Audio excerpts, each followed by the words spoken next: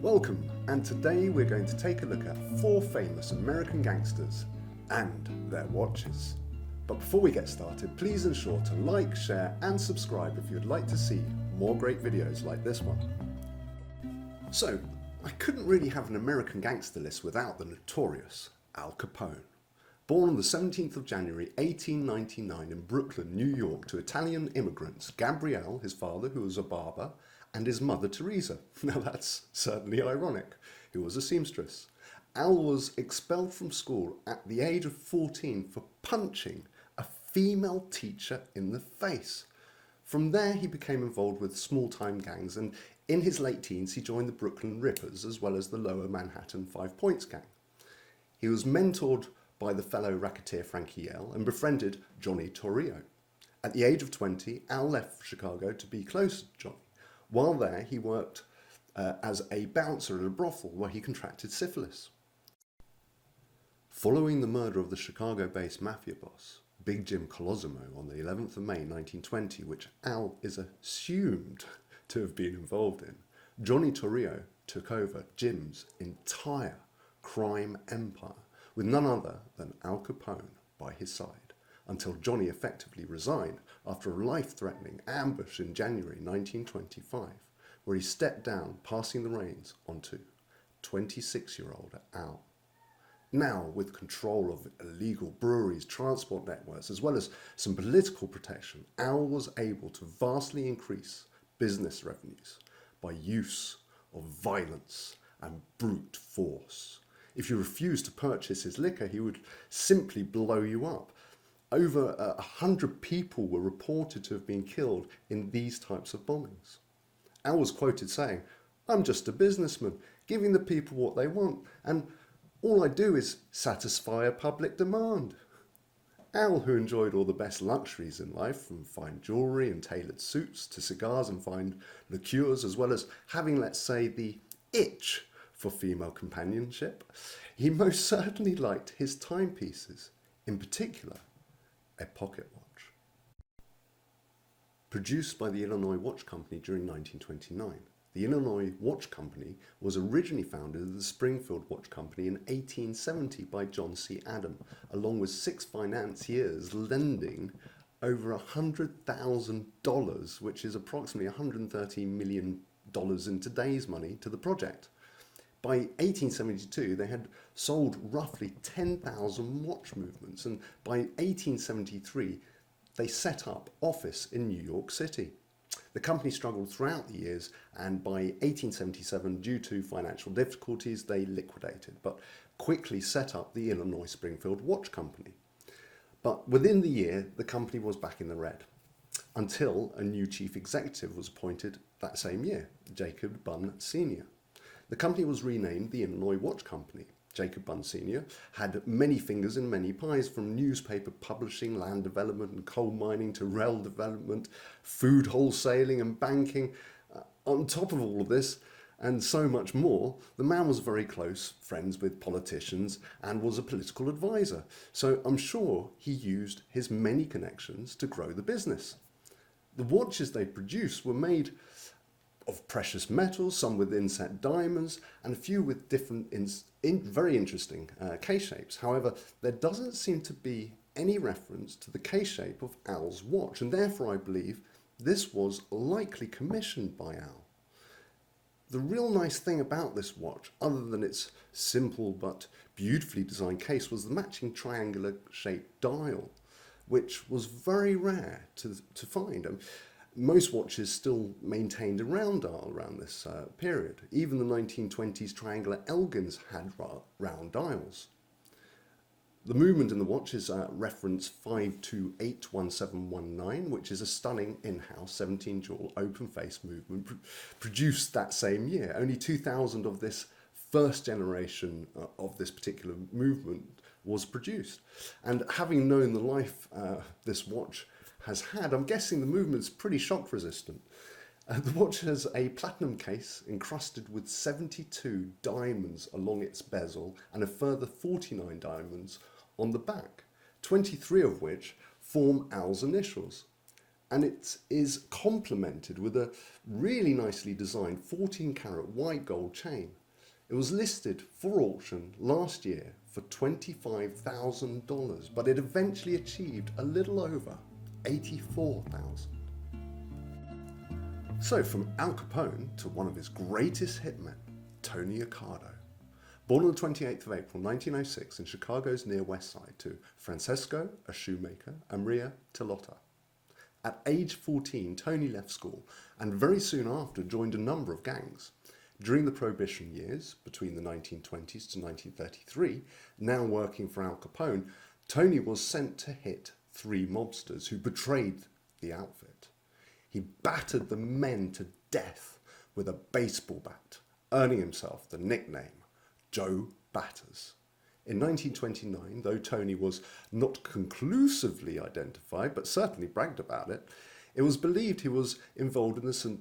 Valentine's Day Massacre, where Capone's gunmen gathered 7 members of the Chicago North Side gang at a Lincoln Park garage on Valentine's Day morning. They were made to line up against the wall before they were shot. In 1932, Capone was convicted of tax evasion and was sent down for 11 years, and his pal and henchman Frank Nitti, aka the Enforcer, became the new boss. Frank allowed Tony, who made tons of money for the organisation, to establish his own crew. Tony would receive 5% of the crew's earnings, and a street tax contribution was paid to Frank, the boss. However, if anyone didn't quite make the full payment to Tony on time, they were killed on the spot. By 1943, with the prospects of having to serve a long prison sentence, Frank committed suicide, leaving Paul Ricker and Tony to run the outfit as underbosses for the next 30 years. In 1978, while holidaying in his home in California, burglars entered his home. Shortly after, the 3 suspects and 4 other related individuals were found strangled with their throats slit. So what did Tony's overseas Swiss tax-free money buy him? Well, it bought him a stunning mid-1940s 18-carat gold Patek Phillipe hourglass reference 1593, which he would usually be seen wearing predominantly in court. You can find out more about Patek Phillipe in my video, Patek Phillipe The Grand Complication Part 1 and Part 2, which should be coming out in the coming months. However, in 1935, Patek Phillipe was brought back to America by New York-based Henri Stern, where it was sold as a sister brand alongside Universal Geneva. Before this, on the lead up to and during the Great Depression under the ownership of Jean-Philippe's sons, Patek Philippe struggled, and for 3 decades into the first part of the 20th century, they were having to use ébauché movements from the not-so-bad Jaeger-LeCoultre. And under Henri's management, new beautiful movements were starting to be made in-house once again. In fact, this was known as the golden age of watchmaking. The movement inside this watch, the caliber 9-90, inspired so many other watchmakers. It was made in 1934 and released in 2 forms, the 830s and the 839s, with later editions. The movement is a simple but stunning rectangular 18-jewel manual wind. The watch came in either white, yellow or rose gold, as well as a platinum. The case shape has unique curves from the side profile and a womanly hourglass convex shape when you look face on from lug to lug. Understandably then, the voluptuous curves of this watch earned it the nickname the Marilyn Monroe. A good example of one of these watches will cost you upwards of $30,000. Next up, we have John Gotti, born on the 27th of October 1940 in the Bronx, New York. John Joseph Gotti Jr. was the 5th of 13 children.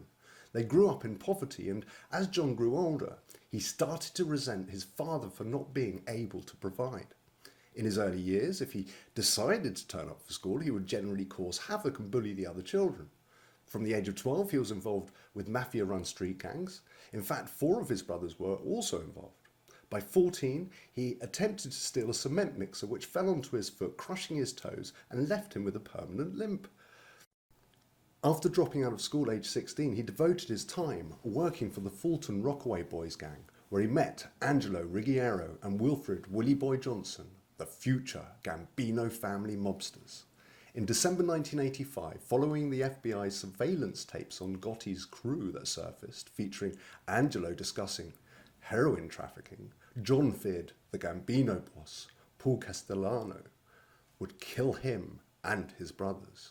John hatched a plan to murder Castellano, in so doing making John the boss of the largest, richest and most powerful crime syndicates in the world. They were making hundreds of millions of dollars a year, roughly $1 billion to $1.5 billion a year in today's money. Though John became one of the most dangerous and most powerful men in the world, he was very much liked by the general public for his outspokenness, his style and personality. He became otherwise known as the Dapper Don. So, what did this Dapper Don adorn upon his wrist? Now try saying that one quickly. Well, he wore a magnificent 18-carat white gold Piaget. The watch, which is based on the Piaget model A6 dress watch, was produced in the early 1980s and was given the model number 9765A6, though potentially being one of only a few ever made. It has a slimmer, more rectangular case with a total of 34 round-cut diamonds set either side of the bezel. The dial is black onyx and the glass sapphire crystal. The movement used inside this is a variation of the legendary ultra-thin 2.1mm thick 9p movement, which was first produced by Piaget in 1957 and is still pretty much being used in a slightly different guise, the 438p, today. The original watch, which was recently worn by John Travolta in the 2018 biography crime drama film Gotti, through my research I've discovered, had gone under the radar and was recently sold for an undisclosed amount to a private collector. If you take a look at Gotti's watch that John Travolta wore, you'll notice the hairline scratches to the left and bottom of the bezel. Now compare these images with this one just recently sold, and we can clearly see it's the same watch once owned by John Gotti himself. Another exact watch without the same provenance, which strangely doesn't have the word Swiss at the 6 o'clock position, went up for sale in Sotheby's auction last year in Hong Kong, and it's achieved around the middle of its estimate, 43,750 Hong Kong dollars. That's roughly 5,500 US or 4,500 English pounds, plus obviously the 20% to 30% auction buyer's fees. And finally we have Joey Merlino. Joseph Salvatore Merlino, otherwise known as Skinny Joey, was born on the 16th of March 1962 in Pennsylvania, Philadelphia. He is believed to be the boss of the Philadelphia crime family. Joey went to St. Thomas Aquinas grade school, where he became good friends with brothers Mickey Chan, who soon became a made man, and Joey Chan. A made man is the term used to describe a fully initiated member of the Mafia. Joey's father owned and ran a bar called the 9M Bar in Southwark, which Nicky Scarfo, then attempting to become the boss of the Philadelphia crime family, used as his headquarters. In August 1982, Joey, along with an accomplice, Salvatore Scafidi, a bookmaker's son, beat up and stabbed 2 patrons in the Lido restaurant in Atlantic City. Joey was found guilty. That same year, Joey and his father, Salvatore, for one reason or another, were banned from entering any New Jersey casino due to this, and a few other feuds, and Joey's father having heavy drinking problems, Nicky Scarfo seized the opportunity to demote Salvatore Merlino from his position as the underboss. Subsequently, this caused more friction between the Merlinos and Scarfos. On the 31st of October 1989, the now imprisoned boss, Nicky Scarfo Sr.'s son, Nicky Jr., was eating his dinner in an Italian restaurant in the Bella Vista when a gunman came in and shot him 8 times with a MAC-10 semi-automatic pistol. Surprisingly, the bullets missed his vital organs and Nicky Jr. was out of hospital within a fortnight. Though no one was charged with the attempted murder, the FBI and the law enforcement believed it to be Joey, who carried out the shooting to send a pretty darn big message, simply settling a score with the Scarfos. Joey understandably denied having any involvement and stated that he was at home under house arrest the night of the shooting. Many years later, Joey was asked by a reporter about a rumoured $500,000 reward bounty on his life. Joey replied, "Give me the $500,000 and I'll shoot myself." Joey, who is renowned for making public appearances as well as inviting TV crews to film at his annual Christmas party for the homeless, certainly likes to look good in public. I don't think the man has probably worn the same garment twice. He's always seen dressed in the best and latest fashion club or accompanied by one of his many luxury watches. The 5 watches of Joey's I have chosen are the ones he has been pictured wearing the most. These are a 1990s custom version of the Piaget Polo 7131 in 18 yellow carat gold, sapphire crystal and Swiss quartz movement, and it's a very smart and slender looking watch. Now, a favourite of mine, the 1990s 18 carat yellow gold Rolex Day Date on a President bracelet, reference 18238, with the classic champagne dial and baton markers.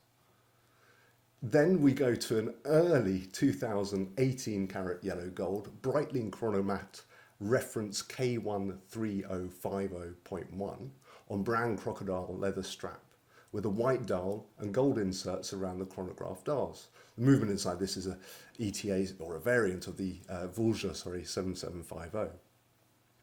Then we have a 2007 18 carat yellow gold Rolex Yacht-Master 2 reference 116688 with a white dial, ceramic blue bezel insert with its unique caliber 4161, which is an automatic regatta chronograph movement. And finally, and in more recent years, Joey's been getting a lot of enjoyment from his Hublot Big Bang steel diamonds. Reference, wait for it, 341.sx.130.rx.114. That's certainly an easy one to remember. It comes with a black dial. It has 114 inset diamonds around the steel bezel. The watch, which is an awesome design, uses the HUB1145 movement, which is essentially the Vulja 7750 again. And just this handful of watches alone comes to a combined $90,000. That's roughly £70,000 based on current market values. So not a bad collection at all, just when you think this is only a few of his many, many watches. Thank you for watching, and if you'd like to see more great videos like this one, then be sure to like, share, subscribe, and stay tuned.